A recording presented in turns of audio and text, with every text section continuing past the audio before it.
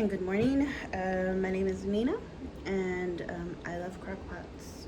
So we're gonna do a crockpot thing today.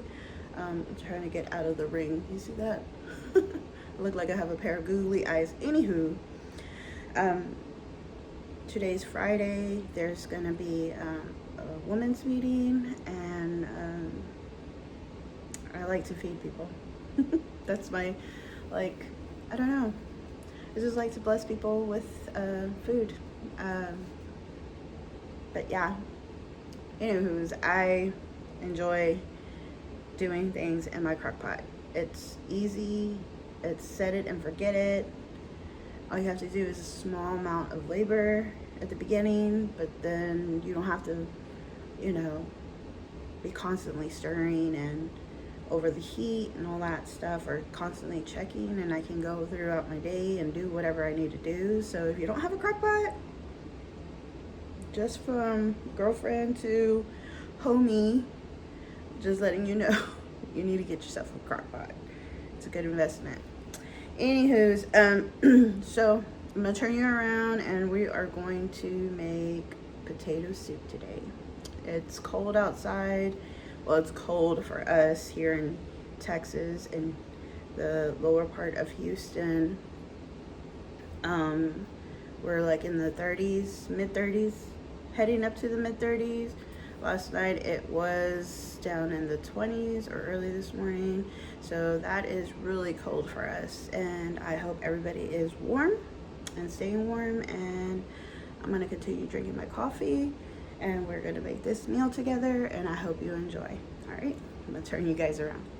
Okay, y'all, so we're gonna start off with a medium onion. I've got a yellow onion here, and we're gonna go ahead and mince this and put it into our crock pot, which is right here.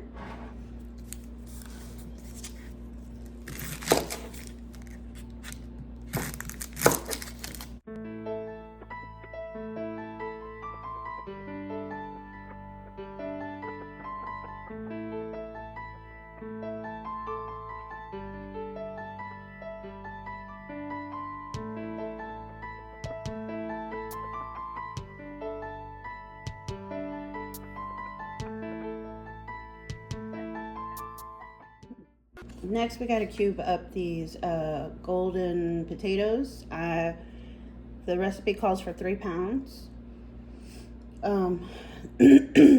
Mine have already been pre-washed.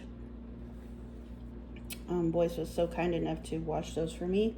And we will not be peeling these. We're going to keep the peels, okay, guys? So let's go ahead and do that.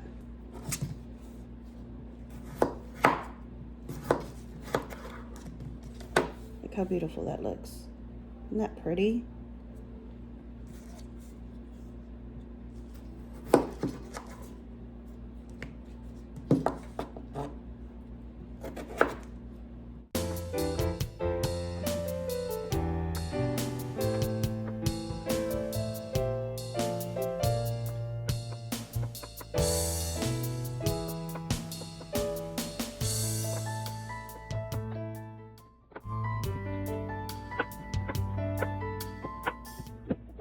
By the way, guys, make sure y'all are careful with y'all's little trigger fingers, because, yeah, sometimes it's hard to dice up potatoes.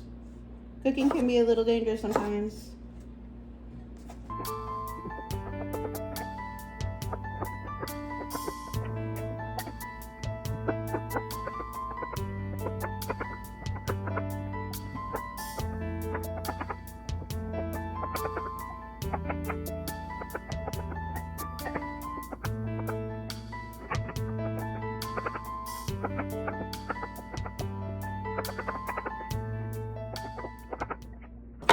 Got a few more left. We're nearly to the end of chopping.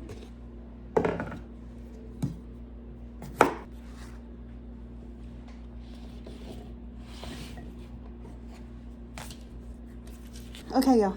So we are done with the cutting part. Now on to the next. We're gonna need 4 cups of chicken broth. Here I got some Progresso chicken broth or chicken stock.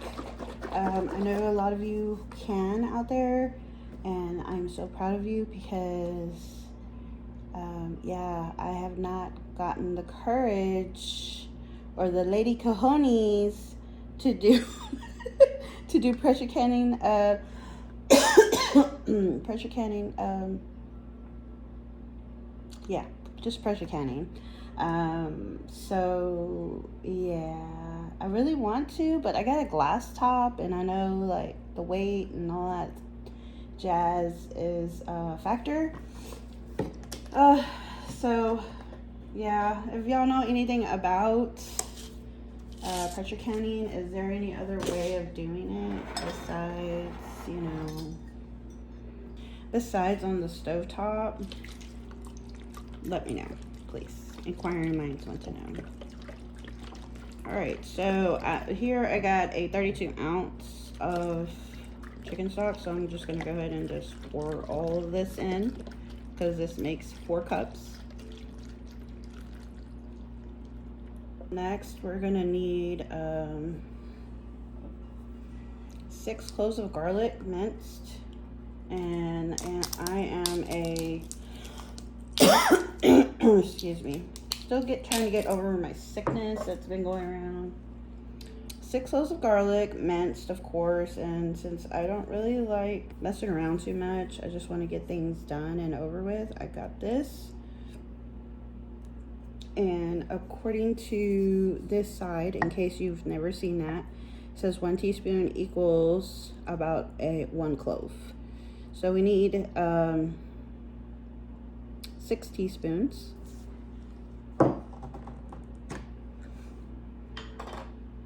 Oh, how about we put this on pause because we have dry ingredients that we need our teaspoons for. All right, so we are also going to need some kosher salt, 1.5 teaspoons of that. I got my salt here.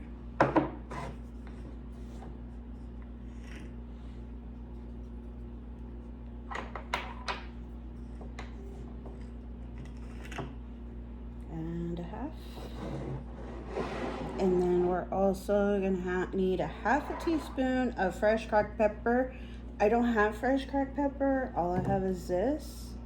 And I want to encourage you, if you don't have cracked pepper, use what you have, okay? It's not a big deal. I mean, the cracked pepper might be fresh or whatever, but if this is all you have in your kitchen, use it, okay? Don't, I mean, unless you want to and you've got it like that, then by all means go for it. But some of us are trying to work on a budget, or we don't have extra for cracked pepper. All right, onto the minced garlic. All right, so we need 6 of these. So here we go. 1, 2, 3, 4, 5, and 6. And as you can tell, I'm doing like heaping amounts. I'm not gonna get like something else to level it out. Again, I don't mess around with any of that stuff. This is a set it and forget it. I mean, unless you're a perfectionist like that, no judgment. It's your kitchen. Do what you want. Do what you need to do that makes you feel better, whatever the case may be. If you're one of those people that need to follow the recipe to the T, then go for it. No judgment. You're in your own kitchen. You're probably in your PJs with your hair all jacked up or drool crust still on your face. I don't know. I'm not gonna judge. Okay, guys, so here is all of our ingredients. I'm gonna go ahead and put it onto the heating element of the crock pot, and we're gonna cook for 6 hours on high, and I will see you guys in 6 hours so that way we can pour in the milk together. Also, this recipe calls for immersion blender. I do have one, but I've misplaced it in my home and I have no idea where it's at. So we're gonna figure something out from there. We're gonna try to be a little more inventive in that area, but I will see you guys back in 6 hours. Okay, welcome back. So it's already been the 6 hours of cooking time. I did do an oopsies, so I want to turn around and show you what all I did wrong, in hopes of not to go along that route. Please excuse the background noise. I got a granddaughter that is very talkative, but I did pour in the 1 cup of milk too early, and it's like curd kind of. So I'm gonna turn you guys around so y'all can see it. Okay, so this is what's going on with it. I'm gonna see if we can fix this. If not, then I don't know what to do. But I don't have an immersion blender like I said before, so what I'm gonna end up doing is putting it into my blender. You want to be able to use your immersion blender if you have one. If you don't have one, then we're going to use a blender, it's so that we can quote unquote cream the potatoes, making sure that it's not over processed. You want to leave some of the potatoes chunks, and then you want to stir in your milk and taste to adjust the seasonings, and then yeah, that's about it. You let your soup warm up again about 15 minutes after adding the milk, and then you serve with all the toppings that you want to do. So we're just going to go ahead and put some of this into our blender.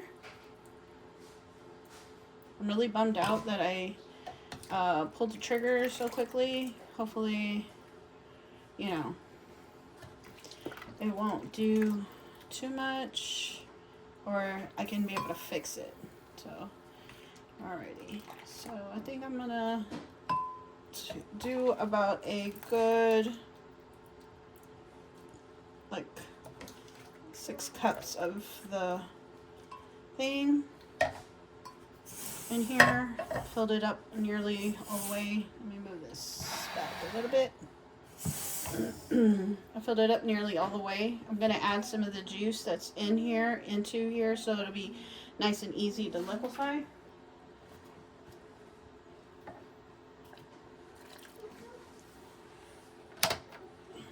Okay, so I couldn't find my lid, so I'm gonna just manage with this. Hopefully we're gonna go on low.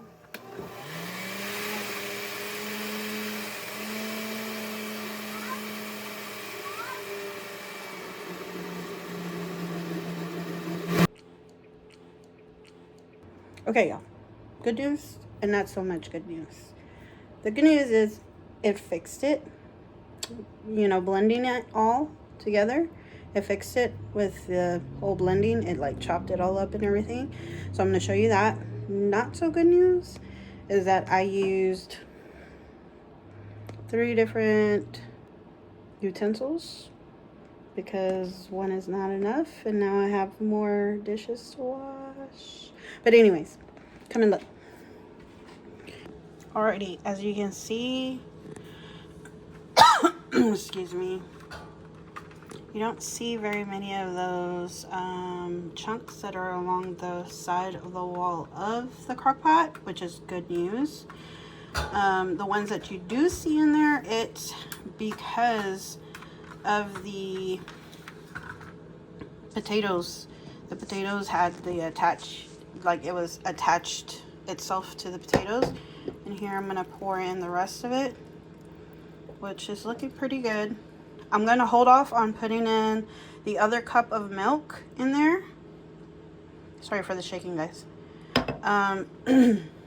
Just so in case it happens again, because it is 2 o'clock, 2-ish, and the gathering doesn't start until like 6:30, so I don't want to chance it. Now for the taste test, see if it needs any more seasoning. Yes, I believe it's very bland right now. Again, You put in as much salt as you want, as much seasoning as you need to get it to the right consistency of what you're looking for, or what, you know, savory palate you do have. And also, whenever Boyce gets home, I'll be sure to let him do a taste test, as we always do. All right, guys, so look at that handsome guy. The golden spoon. That's Athena's golden spoon. His grandpa's golden spoon now. So, Boyce has never tasted potato soup before. This will be his first official taste test of potato soup. And not only that, the potato soup that I made. Yeah. I already explained to him that we had some hiccups along the way. And you could always top your soup, just FYI, with some cheese and bacon bits. Or if you prefer real bacon, you can also put real bacon in there. So technically, this is real bacon. Well, it's in here, but it's store-bought bacon bits. Yeah. It's not that it's not processed. Crunchy stuff. Yeah. Anyways, so go ahead, babe. Tell everybody. How I like potatoes, I like them mashed, and I like them fried in the French style. French He fries. likes them in his eggs too. Oh, I love potato. Oh my God, I love potato eggs. That's my go-to food. If I could eat that all day, every day, I would. Oh my Lord, tater and eggs. Yep. Oh, make a Mexican boy happy. With flour tortillas. Oh, dude, yeah. Refried beans. Of course, yeah. That's super brownie. You know, some tortillas and some beans. But I'm okay with just potato and eggs. It have to be flour. Yes, the tortilla has to be. It can't be corn. That's too brown for me. I'm sorry. Insanity. All right, let's see. Let's taste this tater soup.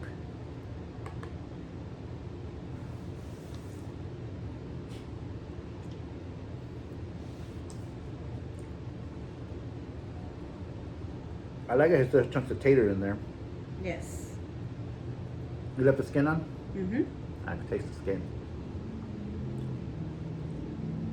It's not a bad soup to have when it's cold out. It's not too harsh. It's very mild. For me, never trying tater soup anywhere else, this is pretty good. Can I say myself making it a staple in the house? Probably just like our caldo de pollo, or just regular chicken soup with a bunch of vegetables. That's not our go-to. We don't make that all the time. We just make it when it's cold. Yeah. I think this would be one of those occasions. What do you think about the taste of it all? Like, the seasoning wise? It is good seasoning, but you do taste a little bit more of the garlic. Yeah, I was But thinking that too. But do you enjoy I enjoy that? it. Okay. I do enjoy it. I do enjoy it. But garlic is good for you. Mm-hmm. So it's fine. Especially with all the craziness that's going on right now. Yeah. All right, guys. I want to thank you all for joining me today in preparing this Crockpot easy, fun, minimal ingredients Crockpot meal. How many ingredients did you use? Let's see. Milk, potatoes, garlic, salt, pepper, Chicken broth. chicken broth. It was very minimal, like things that you would normally have. Well, at least for us, we would normally have.